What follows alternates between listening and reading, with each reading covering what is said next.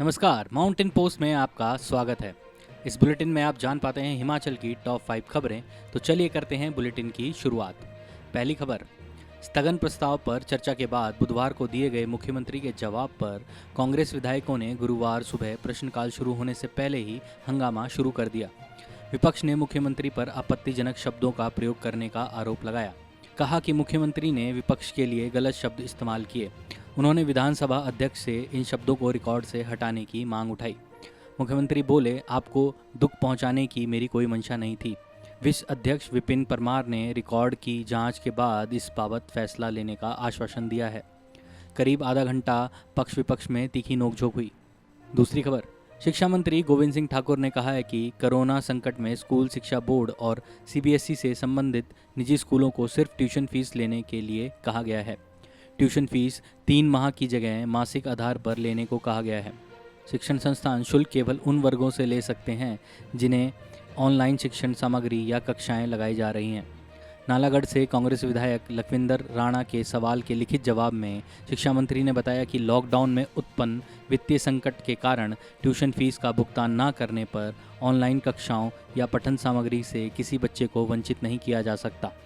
किसी अभिभावक के ट्यूशन फीस जमा न करने की स्थिति में जुर्माना नहीं लगेगा, न ही विद्यार्थी का नाम स्कूल से हटाया जाएगा। मामले में उच्च न्यायालय ने 24 अगस्त को विस्तृत आदेश भी जारी किए हैं। तीसरी खबर, कंगना के समर्थन में पूरे प्रदेश भर में ही नहीं बल्कि उनके पैतृक गांव भामला में भी रैली निकाली गई। भाजपा और अन्य संगठनों की रैली कंगना के पैतृक घर में खत्म हुई। शक्ति प्रदर्शन के बाद समर्थक कंगना की मां से मिले। इसमें कंगना के परिजन भी मौजूद रहे। कंगना की मां आशा रनौत ने कहा कि केंद्र सरकार ने कंगना को Y+ सिक्योरिटी देकर हिमाचल की बेटी को सुरक्षा दी है। राज्य की जयराम सरकार ने भी कंगना को सुरक्षा दी है। कंगना की मां ने मोदी सरकार और जयराम सरकार का तहे दिल से आभार जताया। अब मोदी सरकार ने हमारा दिल जीत लिया है, अब पूरी तरह से भाजपा के हो गए हैं।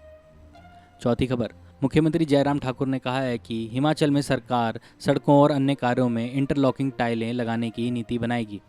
इनकी गुणवत्ता सुनिश्चित की जाएगी।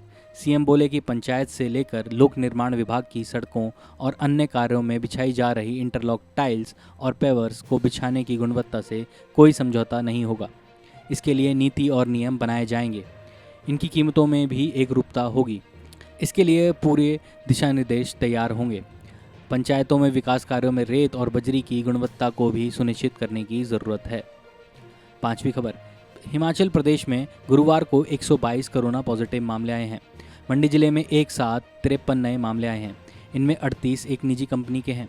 कांगड़ा में 13 और सिरमौर में 12, कुल्लू 4, चंबा 7, बिलासपुर 9, किन्नौर 12 और शिमला में भी 12 पॉजिटिव मामले आए हैं।